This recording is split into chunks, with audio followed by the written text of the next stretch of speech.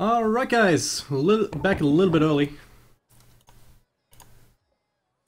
Wait, is this game 1 or game 2? This is game 2. eHug won game number 1.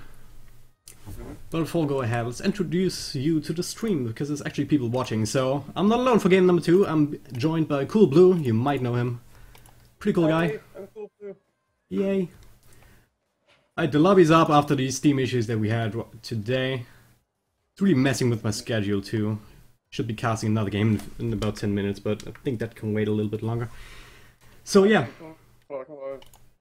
Schedules are for Yeah. schedules are for people who think things will work the way they should. When they don't, and it's Dota. We all know that Dota doesn't work the way it should.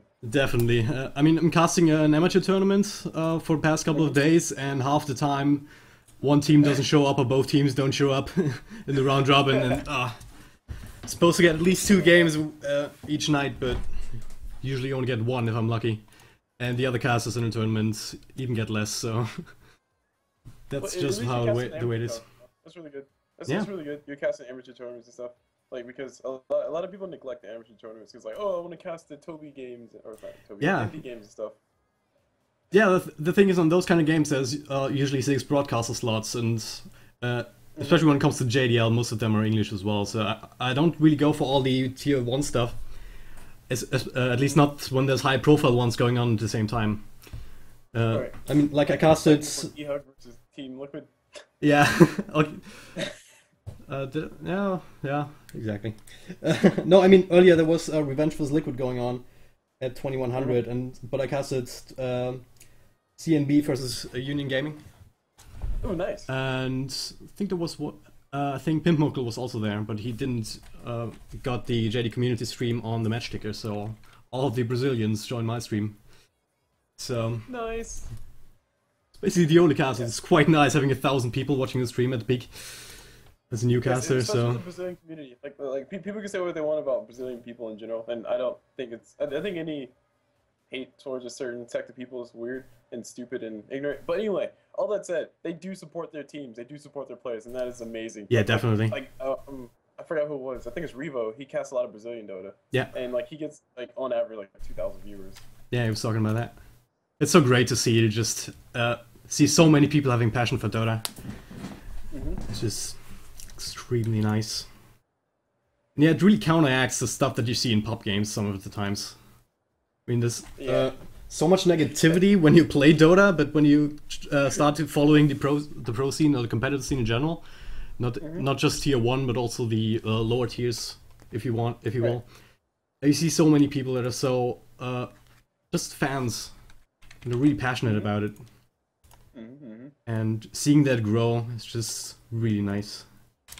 Yeah, especially from the caster's perspective, because like I don't know if you know, but I've been casting for about a year now, or like actually no, not a year now, but like a year and 2 months. So I'm old, relatively speaking. Yeah. And like I've got to know about more casters in the past month and a half than I ever did in like the past year. And it's really, really weird and scary. Yeah. Yeah, I just got into casting recently. I think you probably know. Yeah. A lot of people say that. A lot of people say that statement is actually, oh yeah, I just started casting like 2 months ago. I was like, holy crap, you guys are babies. Pretty much, but I'd like that the joinDOTA League is going on right now, and really the best source for high quality games right now. I can't imagine what it was like before that for newcasters to try and get into the scene. To just find tournaments. I mean, No, it was easy. It was easy, relatively speaking. You just have to be diligent, and like once you find something like the Sunday Union Cup series, which is what NA Dota's thing was, then you just like stick with it and just keep with it and keep casting and keep adminning, and eventually you'll be old. yeah, can go pretty damn quickly, I think. Well, yeah. But I'm finally at the stage so I can say that back in my days we didn't have no JDL. Now all these games are being casted by everyone. What is going on? No, it's good. It's good though. Yeah. Really looking. So really quickly though, what got you started casting? Because like I'm really interested now to figure out why did you take the jump to become suicidal? Suicidal? What do you mean? Yeah, it feels like it sometimes, man. Sometimes you cast in a game, it's like, oh my god, just why Why do you have a push line up and you're farming? Stop it, please. I don't know, I haven't been at that point yet, but I've seen like CNB did a weird strat with an aggressive trial in with a Luna, a Wisp, and a Shadow Shaman. I think you can imagine how that turned out. Yeah. Didn't work out against a Tusk, Venomancer, I think, and a Rubik on top of that, so. Yeah, I'm not getting to the point. How did I start casting? Yeah, I guess I just wanted to try it out and figured out that it was really a lot of fun. Okay. Yeah, and people told me I was good at it when I first started. One of the first games I casted was actually one where Capitalist joined into the chat, and yeah, I think you were in that stream as well. What was that? Was in the eHug game. And you were all in the process of setting up your new microphone or something. So Capitalist tweeted out my stream, listened in, and then he said it was pretty good. Oh, that game! I know what you're talking about. Yeah, he pimped your stream. Yeah, that's what he said. Yeah, pretty much. Everyone here is because of me, or something like that. He brought into that. It's eHug vs Revenge, 2 weeks ago, 3 weeks. Pretty good. And yeah, that's probably what kept me going. Okay. Like knowing that people like your casting and that they think you do a good job, especially high profile people like Capitalist or Press View or these kind of people, that really builds you up. It makes you feel good. Makes you feel like you're doing something to give back to the community. Yeah. Well, okay, that doesn't give back to the community in itself, but it pushes you more to do stuff for the community. There you go. Yeah. Because we don't get paid here. We're volunteers. Well, yeah. Most of us. I mean, just doing it because it's a lot of fun. Just the excitement of having, of getting better at the thing and that you really enjoy. Right? And then also. And then you show your parents, like, oh my gosh, why are you wasting time? And you just go into a corner and cry. Yeah. Yeah, try to explain to my mother what's happening. And half the time she looked at me, seeming not to know what's going on, and tried to compare to sports commentators. Yeah. That's one link people still haven't made yet, which I'm still shocked, like super shocked. Like when I say I'm doing casting and stuff, like my stepfather, he understands because he plays video games. Yeah. My mom, she understands because my stepfather explains to her every single time when I'm casting that, you know, he's like a basketball commentator. It's like, oh, okay, that makes sense. Yeah. But when you go out to normal people on the street, other people on the street, and you say, oh yeah, I'm a caster, they're like, you throw stones? It's like, okay, that is a level of ignorance that I can't imagine, honestly. Okay. I'm just gonna add you to the overlay in a little bit. Oh my gosh, I was fun an overlay made to the big leagues. Heck yeah. It's just a text element in open broadcast software that says, hey, casting by these people. But yeah, game actually started right now, so we'll go into the cast baby steps. In a little bit. Keep that in mind, baby steps. Baby steps, yeah. I actually used my incredible skills in Paint.net to make a background and stuff like that. And a shitty background for my Twitch channel as well, so it works. It's functional, and it works. Okay. Alright. Game number 2, going on the way. We'll see what kind of bands come out here. I'm expecting a lycanthrope ban once again. Oh, how come? That happened last game? Yeah, I think eHug. Oh no, what would shock this? Yeah. Mike banned it out, and now this time around as well. And I've really seen a lot of lycanthrope gains together with Nature's Prophet, picked up in the first 2. Right, and these kind of push strats, yeah, these kind of push strats are just so incredibly hard to deal with. Unless you constantly keep down a lycanthrope, or have a lineup that can weather the storm and hold the base long enough for a hard carry to catch up and be able to fight up against the lycanthrope late game. Right, and like actually, I think EG they played against UG, Union Gaming. Evil Genius played against Union Gaming. Union Gaming went for the lycanthrope prophet, like crazy push type thing. And okay, Union Gaming were being very passive in that game, but EG just said, okay, we're going to get Rapier first on Medusa, and we're winning this game. Oh yeah, yeah, I That, casted that too. That that was was great. that was ridiculous, wasn't it? Yeah, it was so great as well because they had the Wisp in the game as well, and that Yeah, gives yeah. so much more survivability to Medusa than to any other hero because Medusa has the mana shield. So So 70% reduction in damage. yeah, it's kind of crazy. I mean, What I don't think it would have worked against any other team, I but think it would have, to be honest. I mean, because Wisp is expendable anyway. Medusa still has 50%. yeah. But all that said, though, we got some standard bans and we got a Invoker first pick. So what do you think about the Invoker first pick? Because I've been seeing it over and over and over. And I love Quaspex Invoker, but geez, really, guys? Oh well, I like seeing Invoker honestly. I mean, and as a first pick, he's quite good because he's quite versatile. I mean, you usually see Quas Wax as you said, but you also see Quas Exort once in a while with lineups drafted around that can benefit from that Sunstrike damage in other lanes. And if you have a setup for that Sunstrike, then a gank that usually wouldn't happen, or just an engagement in a try lane or something like that, can just turn in your favor just because of that one Sunstrike coming from the mid. Oh, But okay. That's good. usually you go Quas Wax and it helps you of course in team fights and just defending towers. I mean, if you hit a Tornado and then the EMP after that and you have no mana left, what are you gonna do? Yeah, right. And now with the Centaur picked up as well, they can reinitiate off of that too. Yep. So they have some really good synergy with the lineup so far. So yeah, so far I'm liking it. But quick questions, actually, real quick. Do you have your open mic turned on, and is are your camera speeds turned all the way down in Dota? Open mic's on, camera... Yeah, it should be quite low. Acceleration is Like all down, camera speed just a little bit. turn acceleration and the other speed all the way down, Oh, really? like 0. Yeah, I started with that, but then but I'm using mouse drag and I find myself not able to keep up most of the time. But, With that, you just have to kind of deal with it. I mean, like it makes it better for viewers in the end. But this Alright. is not a tutorial video. Sorry. yeah, no problem. Just as long as it's low, just as long as it's not super high. No, it's not super high, no. That was... I don't like jerky camera movement like that. High five. Yay! Virtual high fives. Alright, Bat Rider coming out for the Wild Witch Doctors this time around. Mhm. eHug used that to Bat- great effect last game. They did. Yeah. Like anything interesting out of the ordinary that happened last time, outside of Barrow just kidnapping people and killing them. Well, Wild Witch Doctors ran a Centaur as a support early on. Mhm. That was the weirdest part of it, but it did work out in the end. He transitioned into a normal Centaur role, semi-carry, initiator kind of type. But it had a little bit of a Okay. slow start because of it, but apart from that, standard drafts all around. Mhm.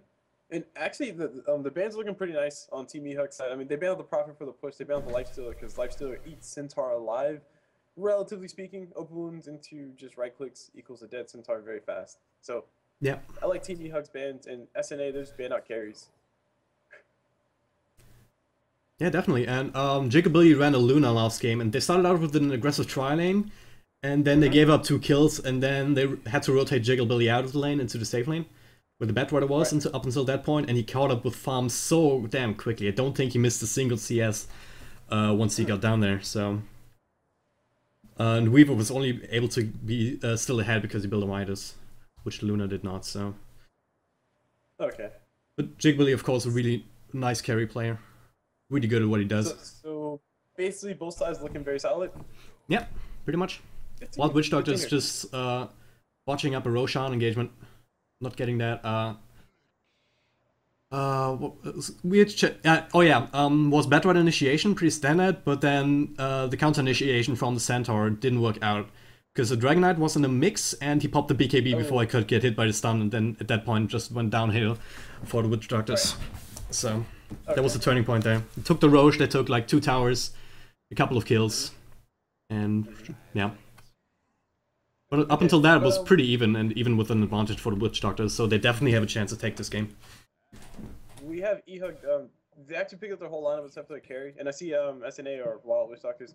They actually banned out a Spectre, which I was kind of hoping that we would see like some big carry like a Spectre or Medusa, but Spectre's banned, so now I'm sad. Yeah, no Spectre this time around. I'm not quite sure if we would fit it into the lineup though. I mean, Spectre for safe lane farm. She can go late, and her line or that Spectre versus Barret or Bane Visage, she should be able to survive a foray of nukes. She can't survive all of them, but she should be able to survive long enough for TP support to come in. And I think a Spectre would be very nice in that lineup, for the sense that she gives free damage and she can also survive very well. Yeah. And the Shadow Fiend actually gets picked up by SNA. So they're gonna go for carry Mirana. How do you like a carry Mirana? Not a big fan of it, honestly, because she takes so long to get online. It kind of depends on how you play her. I mean, if you just farm her up for the first couple of minutes and then start rotating around, make use of the skill set that she has, then it's alright. But having her as an AFK farmer is not gonna do you any good. Because she's just so much better as a support or an offlaner, or any other position that lets her be active on the map. And so, yeah. But it looks like a very aggressive tri-lane coming out from the Wild Witch Doctors, with the Bane, Miran, as well as the Visage. I was just about to say that. I'm going to call out before it happens, but you beat me to it, so darn it. But yeah, tri-lane, Bane, Visage, Mirana, and then Mirana's probably going to pick up a Hand of Midas, and we'll see Shadow Fiend do what he can to raise the roof mid, and Anti-Mage! Anti-Mage, oh yeah. Oh god. Oh boy, this ought to be an awesome game. One way or the other. Alright, actually, let me just mute you in Dota TV. I think there's something like that. Mute Cobra says, all else we'll heal you twice. So. Okay. Really excited to see how that works out. I'm a little bit worried about the early game because the Wild Witch Doctors can go aggressive quite easily with the lineup that they have, with the tri-lane that they have. And against the Lich, which might just go for dual lane in the offlane, and the Disruptor that doesn't give you a whole lot early on, can be a problem for the Anti-Mage if he isn't careful about his positioning. Oh, no fair. Alex Mike has his own career. It's not good. Anyway, but do you do introductions on teams, or would you like to? Or? Yeah, you can do it since you're first time guest on my cast. So. Okay, sweet. I'll introduce this side of SNA +4 or Wild Witch Doctors, and I'll let you have eHug. Will that be fun? Yep, sounds good.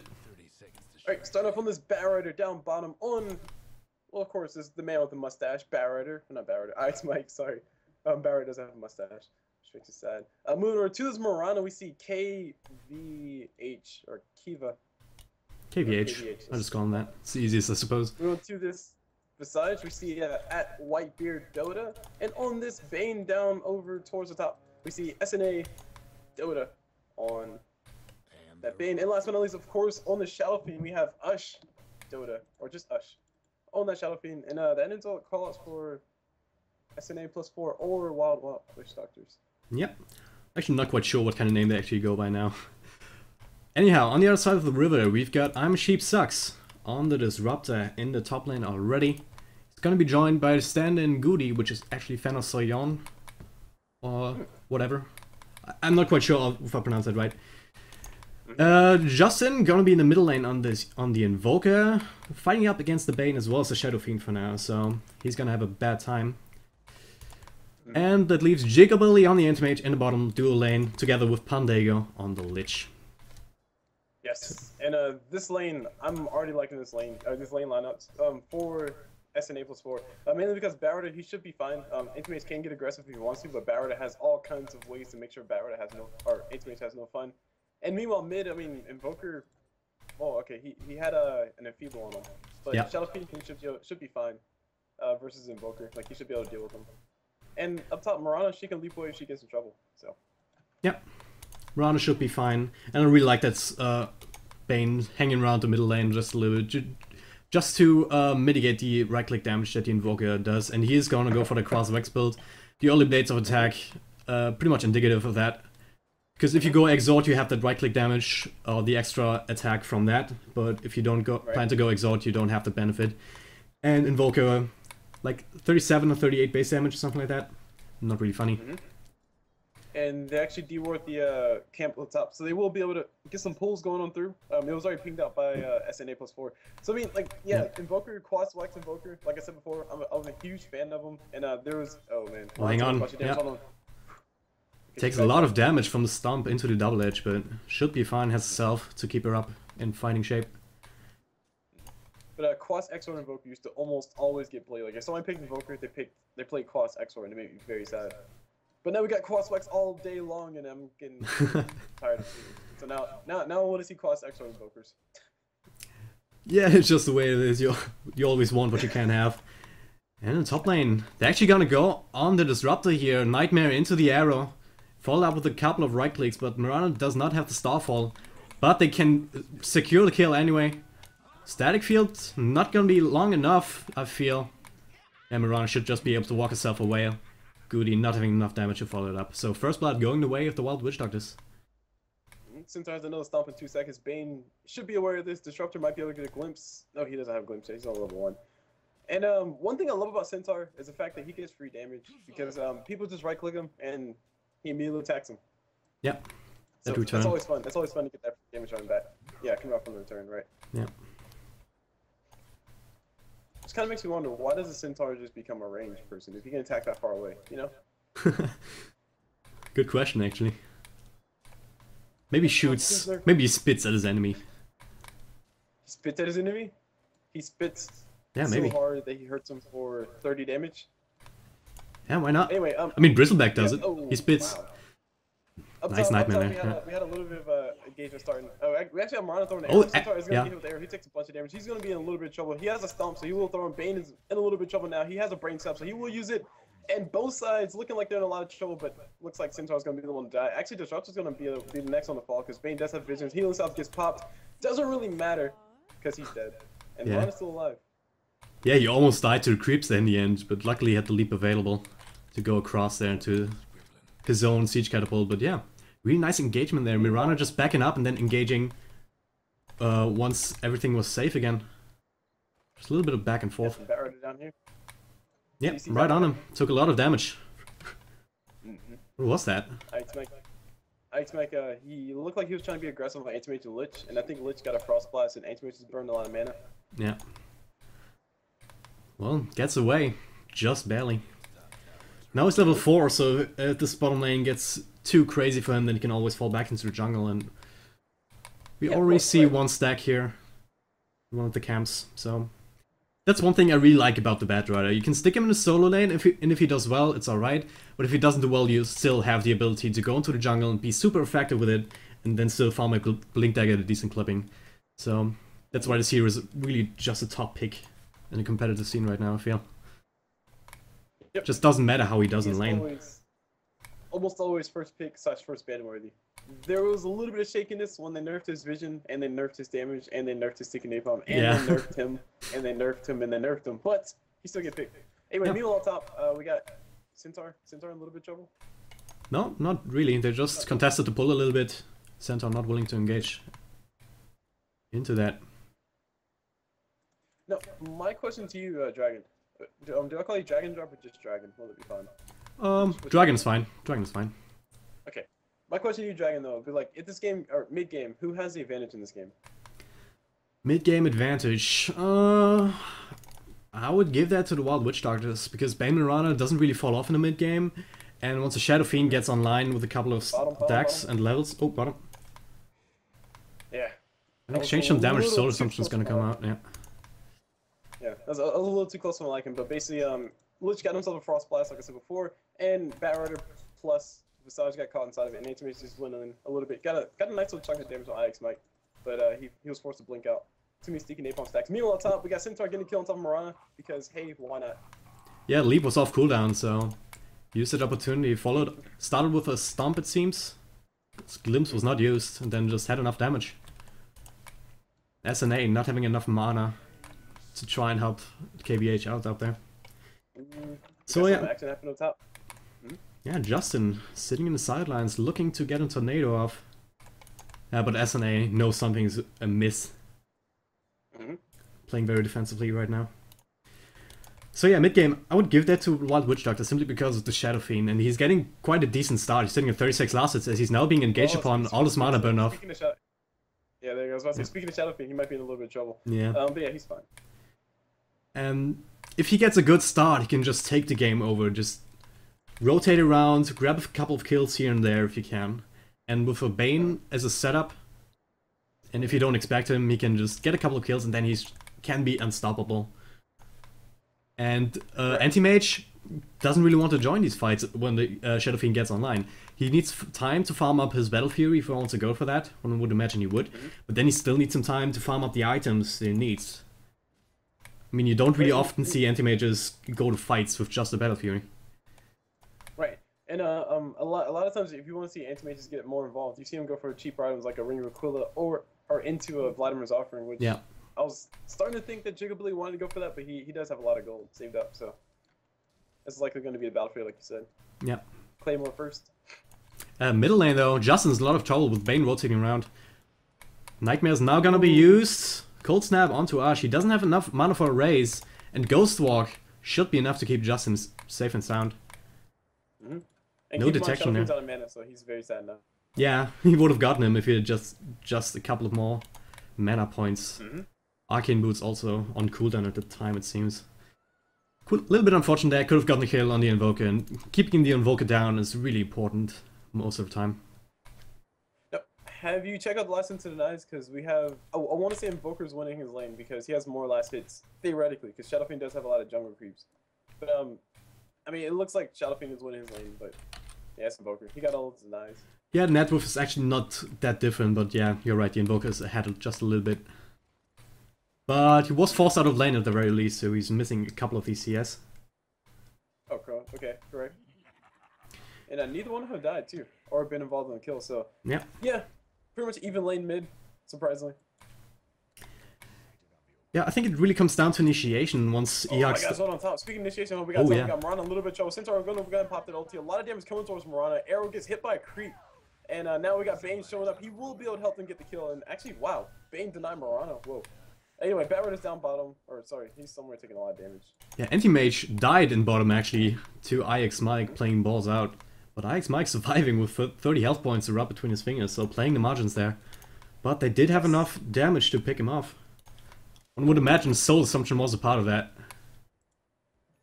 Because that's just one of the really nice things that I like about Visage in terms of what he gives you in the lane. As we see him being caught out by a Tornado and EP should be enough. Not even needed. Justin just picks him up for the last right click. And wow, we actually got an Inches item choice coming out from SNA +4. They're going to go ahead and get Shadow Fiend and Hand of Midas, which I think is risky at best. Because what they're counting on is... Oh, Fiend Script in the enemy jungle onto the Disruptor. I'm a Sheepsuck's in a lot of trouble.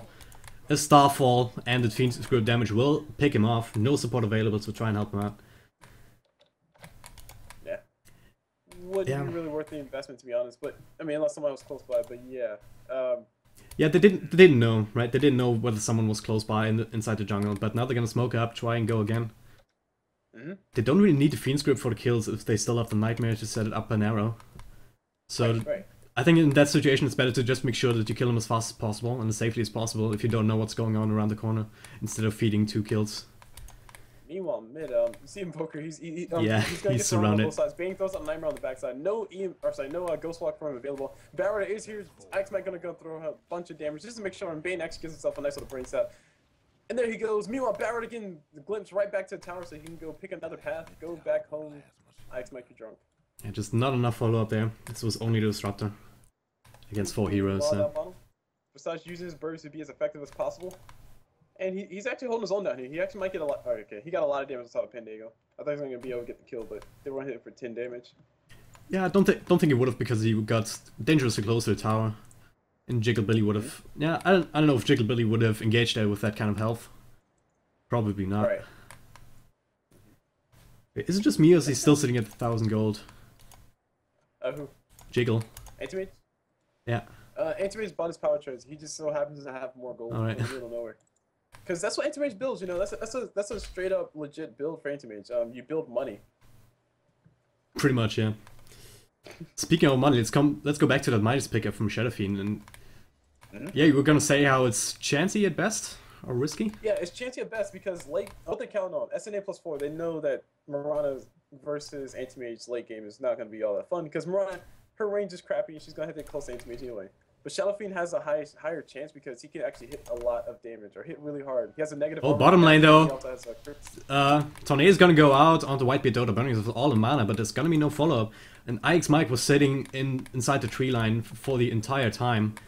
didn't want to go on anyone, so potential for a lot of engagement as one of the birds gets killed by the tower, but no kills just yet here. Oh, Fiend's Grip. Centaur War on a Fiend's Grip. He does have his ulti up, so he can't use it if he needs to. Miran needs to go and toss that arrow now. She's going to throw it. She does throw it. Does hit Centaur. Centaur actually gets enough time to stun. Throws out a double edge. Almost enough damage to kill Bane, but don't forget Bane's at the brain tap. That's 300 damage going right back, or 300 damage coming out, and he can heal himself for 300, so it would be fine anyway. But yeah. Back to the Shadow Fiend hand to Midas. Shadow Fiend late game versus Anti-Mage is risky because Shadow Fiend, if he gets a Scotty, I think he might be able to kill Anti-Mage. But until then, I don't see it happening. Yeah, that's true. I mean, it definitely does delay his impact in the game, but you also have to consider that he's getting basically free farm right now. There's no pressure whatsoever being put on him. Well, Witch Doctors have a really narrow time frame that they need to hit with that Midas pickup now. They need a huge Shadow Fiend, and they need to take the fights when the Nightmare into Arrow up on the top lane. But Disruptor coming back in. He's gonna die for it, but he throws out the ultimate, and the double edge with a couple of auto attacks will be enough to pick up the Mirana in exchange. So nice trade there for eHug. Nightmare come out to... Yeah. Yep. Versace shows those birds. Throws out soul on top of Centaur. Centaur taking a bunch of damage. The bird should be enough. Actually, no, the right clicks is going to need to finish him off. Versace finally going to be able to kill a Centaur. He does go down at the end of it. Invoker shows up. Tornado catches one. He's going to try to go for the second one. He's not going to be able to find the Bane because Bane juked him by not juking him. The place is actually going to get away. I can't believe this. Yep. He juked him by not juking him. Yeah. These guys, if you want to have pro level jukes, just go the most obvious path. People will generally think, oh, he's going for another path. And they use like play mind games on their mind games. Next level. So next level. Next level meta. Yeah. Anti-Mage now picked up the Ring of Health and sits on another 900 gold, so... Well is the way to his battlefield. Not the fastest I've ever seen. But not the worst either, so... Don't forget he has died once. Yeah, true. But once he gets the battlefield up, the time bomb starts to tick. And that's when the Wild Witch Doctors will have to make something happen. Or maybe right now, as they're smoked up in the middle lane, birds are leading the way. Ike's Mike looking for a target. Might find Jigglebilly here, but he blinks away. It's gonna be enough though. The trees are blocking him. Fiend's Grip right onto him. Is that gonna be... Yeah, Mike may have Lasso to follow it up. And Jigglebilly is gonna fall here. Or is he? Stampede getting him out of the trouble just in time. Shadow Fiend ultimate doing okay damage. Yeah. Lich ulti just playing ping pong all over the place. Centaur looking for a Bane. Bane will not be able to get out there. Beautiful ulti coming out from Jigglebilly. He's actually going to try to go for the kill on top of Bane. Bane actually gets his Nightmare canceled. Centaur going to be losing a lot of life because Ush has a Haitian for no apparent reason. Getting a lot of damage on top of Invoker. Invoker does finally go down. Triple kill for him. And now Anti-Mage goes in, just goes straight for him. And I think Ush is in a lot of trouble because he has enough mana for like maybe one raise, but Anti-Mage has enough mana to kill him all day long. The right click is strong with him. He does get the kill. The bird's not able to do what they wanted to do, which is basically stunning Anti-Mage in a very awkward position. But I mean, it's hard when Blink has a 5-second cooldown. Yeah, definitely. So Jigglebilly making it work early on in the engagement. Almost got picked off, but the Witch Doctors not quite having enough burst, got out and able to pick up the Shadow Fiend. That makes it a worthy engagement for them. I mean, they pay the Invoker as well as the Centaur, but bringing down the Shadow Fiend when you're so reliant on him to do the damage and stay alive in these fights. And stay ahead, more importantly, right? Bringing him down, really important kill, but he's still finished off his BKB before that. Oh, Shadow Fiend? Yeah. Sitting in the stash, so... That's good for him. That puts him a little bit more ahead of the Anti-Mage. I mean, Anti-Mage's farm is not all that impressive. He's only at 5,000 versus Shadow Fiend's 8,000 net worth. So that tells me that Shadow Fiend has been having a lot of fun. He has been involved in a lot more kills than Anti-Mage, though. That's one thing I have to consider. Yeah. Actually, take a look at the gold graph after all of this, and you already see the Wild Witch Doctor sitting in a sizable lead right now. On the back of that Shadow Fiend with the Midas experience, sitting at about 3,500, give or take. So definitely ahead, but they have to make it count. They can't let the Anti-Mage catch up. And he's already sitting at the second place of the net worth. And Jigglebilly, so he starts his vigil towards the top. He's going to continue to farm. Jigglebilly's going to have a lot of fun, but while we're talking about having a lot of fun, Invoker having a lot of fun dying, he is officially dead. Rage is due in his life. Actually, yeah, Barrett got to kill with the Firefly. Meanwhile, the bottom tower does finally go down. They're going to keep on pushing. And I think this is a wise choice, because the only thing scaring them from pushing is eHug's Invoker. Yeah, that's true. But they've got one more thing to worry about that they don't know yet. Look at the Centaur Warrunner. Goody has the Blink Dagger sitting in the stash back at home. He's gonna pick it up right now.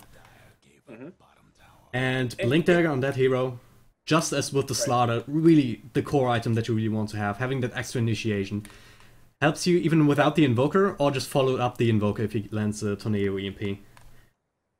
And it's really strong as well, because you can immediately follow it up. Oh, look at that. Ancient stack being taken, or trying to be taken, away from eHug. It's gonna get taken. And it's actually really good, because it's at a perfect time, because Anti-Mage is one piece away from his Battle Fury. He's gonna go through his Ancients and be very sad. Yeah. The Dire don't know about this yet. I think one of Invoker's coming through to pull or something. No, maybe it's not. But anyway, all that said, Centaur Blink Dagger is going to be really nice. I do wish it was a little bit earlier, but hey, hindsight's 2020. Anyway, Centaur pops the ulti. They're going to try to go for kill on top of Bane. Stun does miss. Mirana ulti goes through as well. Everybody backs away. Lich pops the Dust Appearance, catches Shadowfiend in an awkward spot. Shadowfiend going to go ahead and pop his BKB. Yeah, it's going to... if only Anti-Mage was here with his ulti. They have nothing to go through it. Does the mini-stun from the Void go through BKB? Yeah. Oh, cool. Didn't know that. The stun does, but the damage doesn't. So yeah, the Blink just off the mark, and the Bane was... he actually cancelled the Stomp because he knew that he wouldn't get it.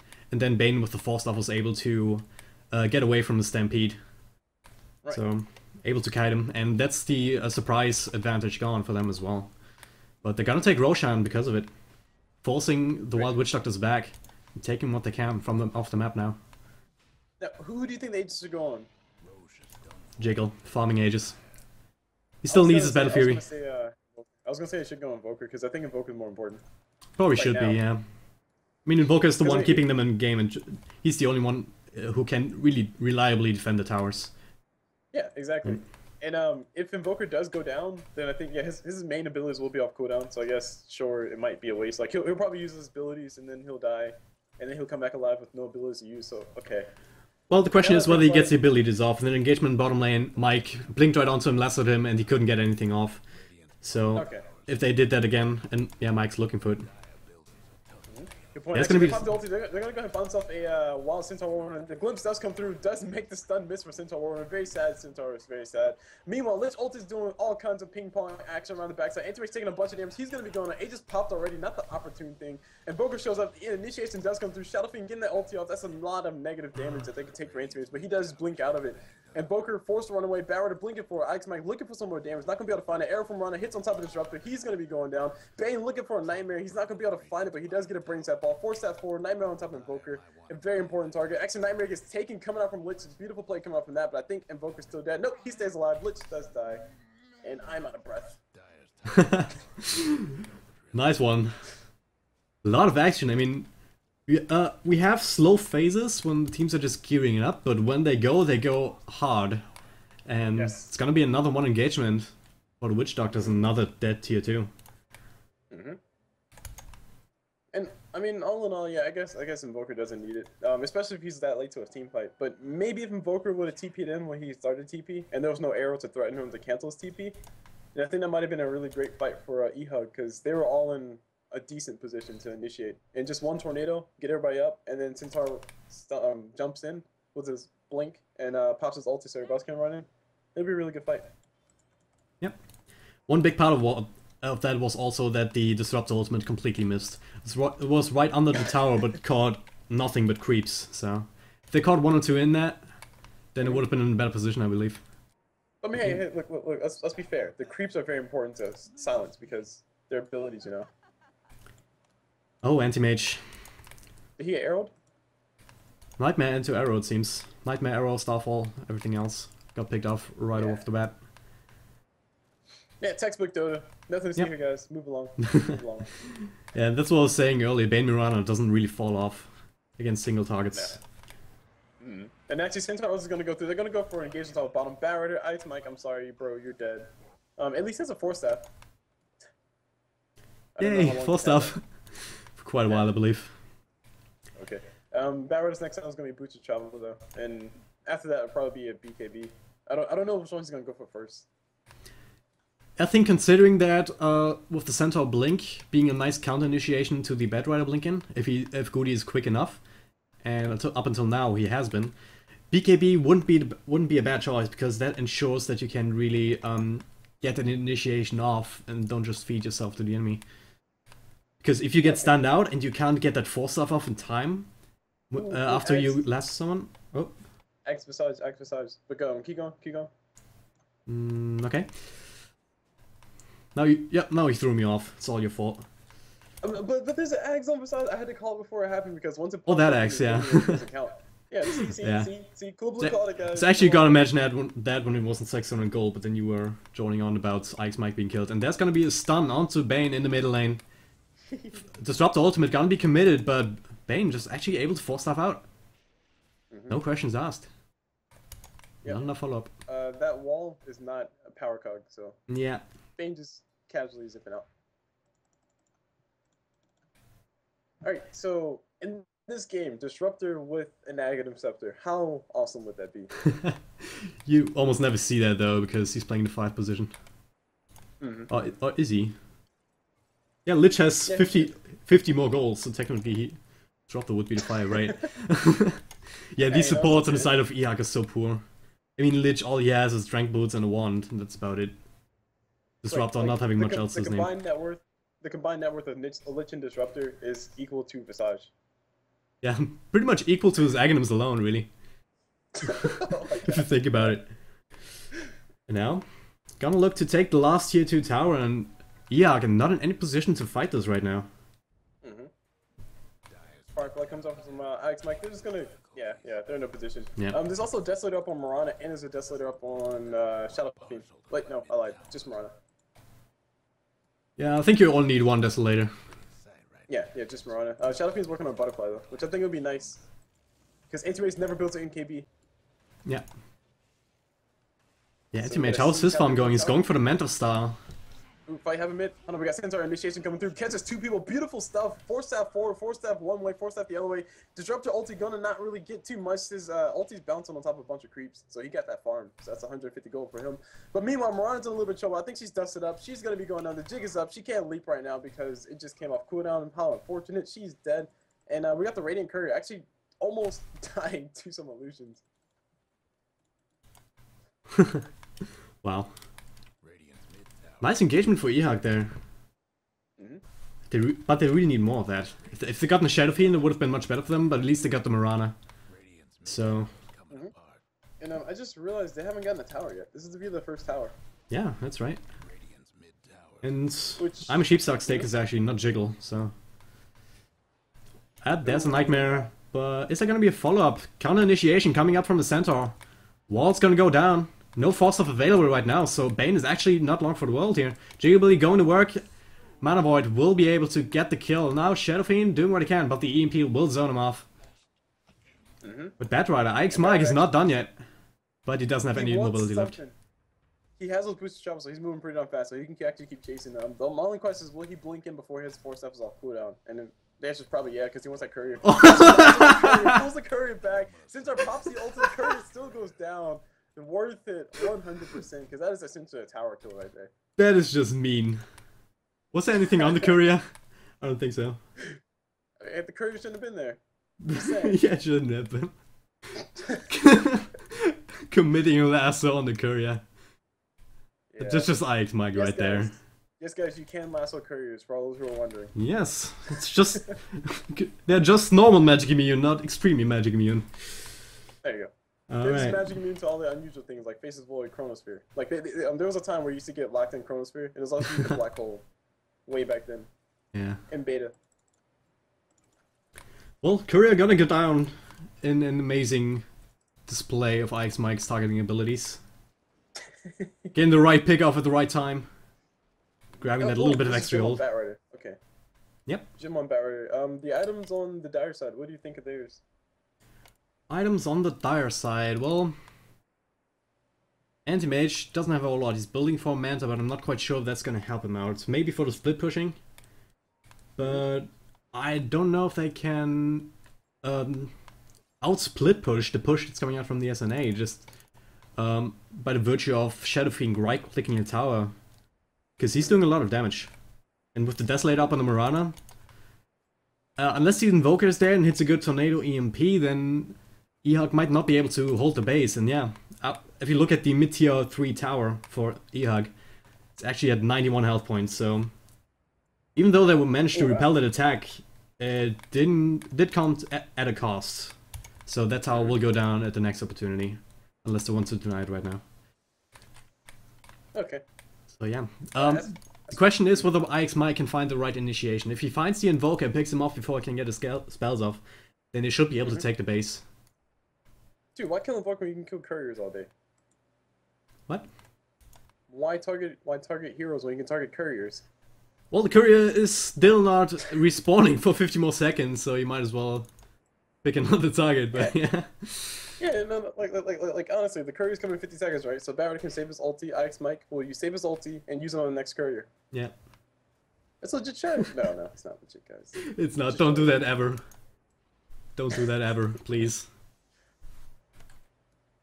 Yeah, Rashawn actually just came back up. SNA, I don't know if they've seen it. Bane is like right there. Yeah, they they see see an it. air from will fly. They will be able to easily take this one. But my question is, will eHug have any clue about this?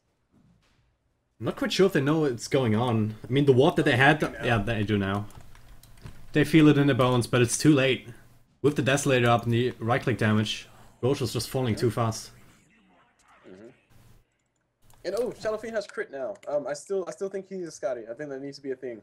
Replace a hand of minus with the Scotty. He should be in the best possible condition to deal with the anti-mage, because Mantis style anti-mage hurts a whole crap ton, because that's a lot of mana burn for free. That's a lot of free damage for free. Well, that's why it's called free damage. Yeah. So Shadow Fiend should melt if anti-mage can get the right angle on him.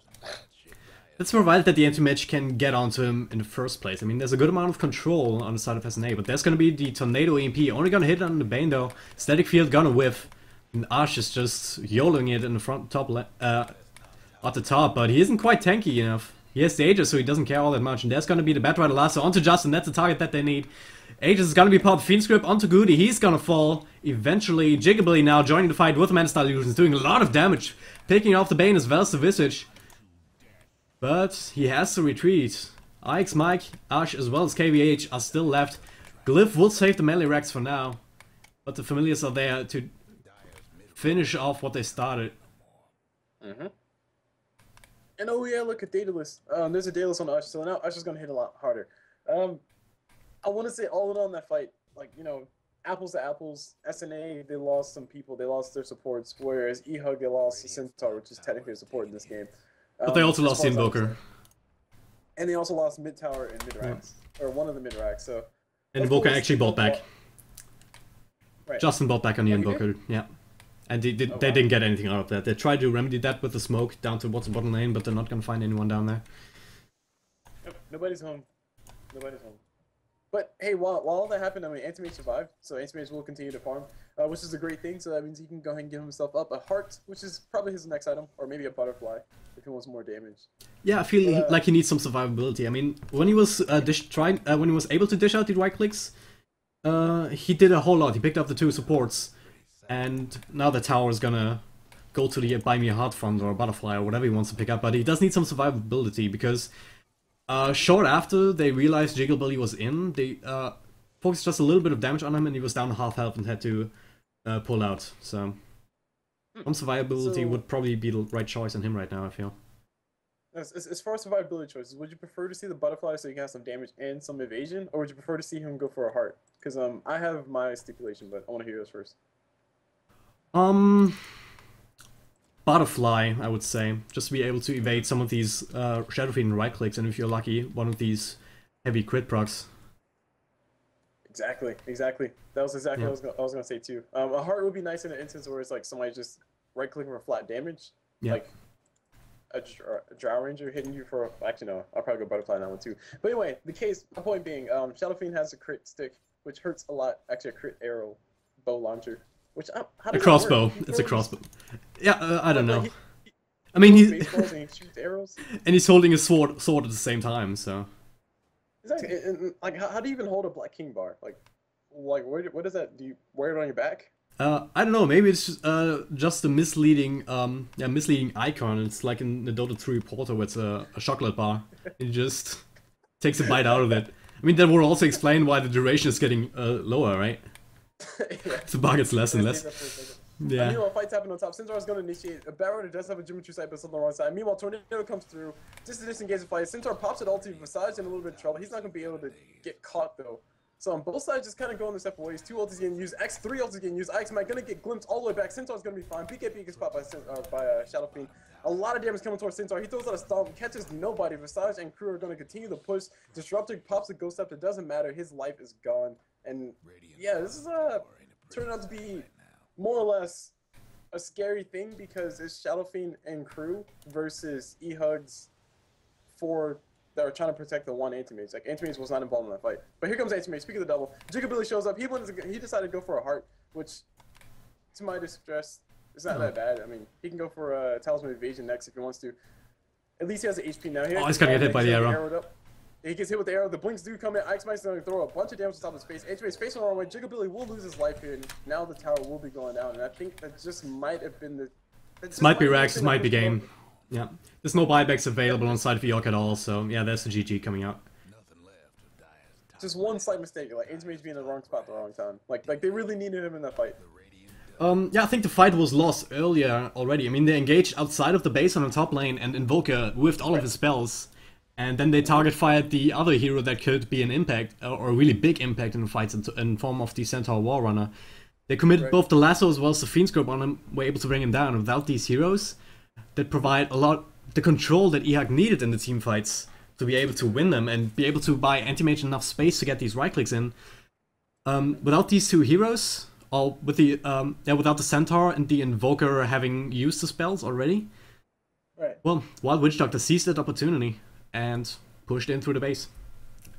Able to, and that it was a lucky arrow though. I don't think they would have been able to pursue like that if there wasn't the arrow hitting him in the past, in the back. Yeah, I do agree with that one, 100%. And like on top of that, to be honest, like once Fiend's Grip goes down and once Fiend's Grip goes down, Disruptor's ulti's not all that useful, especially without Nags, because Fiend's Grip is the biggest ability. Fiend's Grip and that lasso. And if he can stop those 2 things from flying, then he'll be fine. Murano, she can always reposition and get another arrow in. Yeah. So, needless to say, those abilities got used way early. Disruptor ulti fell, and then it was like, okay, we right-click you to death anyway. Yeah. Real nice game there. Witch Doctors managing to tie up this 2-game series, taking one off eHug.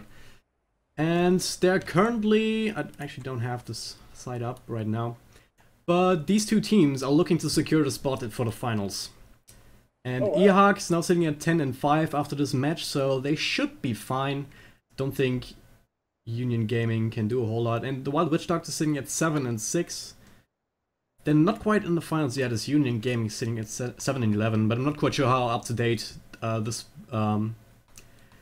list is on joinDOTA.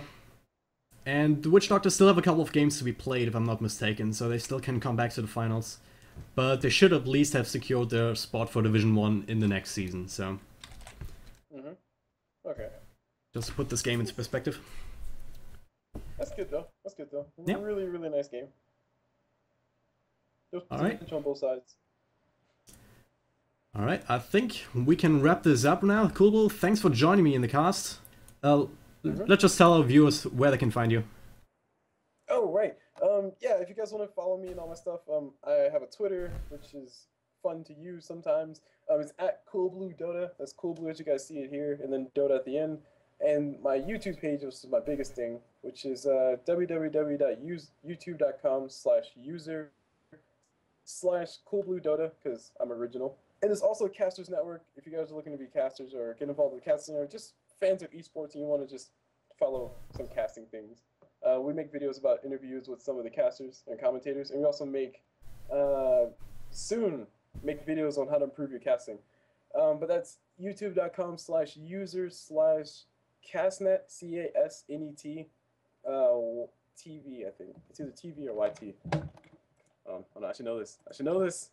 You should, yeah. All right. Well, he's looking for the right link to his site. If you want to follow me, it's Castnet YT. Sorry, Castnet YT. There we go. All right, cool. Follow him, guys, and also follow me if you like. I'm at joinDOTA because I'm also super original. If you watch in game, my Twitch is also the same name, joinDOTA. And if you follow me on either of those, that's the best way to keep up with my broadcasts. And of course, if you're watching the game, thanks for supporting the tournament. Keep it up. Love you guys, and also love all the stream viewers. And if the count is anything to go by, it's over 600, so thank you guys. Cool, thanks for joining me in this cast. A little bit impromptu, but I hope we can do that again sometime soon. Yeah, dude, thanks for having me. I'll be glad to join you if I am not being lazy. Alright. Alright, I think that wraps us up. It's dragging up, signing off.